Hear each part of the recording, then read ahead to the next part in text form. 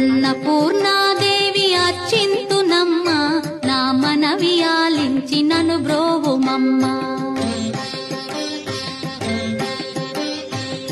అన్నపూర్ణాదేవి అర్చింతునమ్మ నా మనవి ఆలించి నను బ్రోవుమమ్మ విశ్వైకనాథుడే విచ్చేయునంట